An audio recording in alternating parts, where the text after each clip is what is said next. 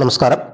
SBI ബാങ്കിൽ അക്കൗണ്ടുള്ള എല്ലാവർക്കും 236 രൂപ അക്കൗണ്ടിൽ നിന്ന് കുറഞ്ഞിട്ടുള്ളതായിട്ട് ഇങ്ങനെ ഒരു മെസ്സേജ് വന്നിട്ടുണ്ടാവും.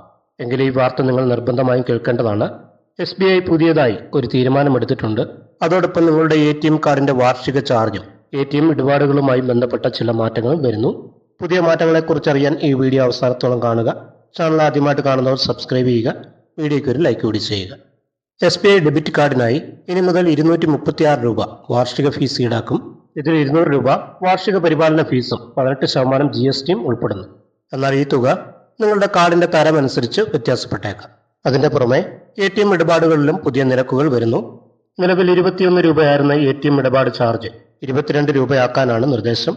ഇത് സൗജന്യ പരിധി കഴിഞ്ഞാൽ മാത്രമേ ബാധകമാവുകയുള്ളൂ.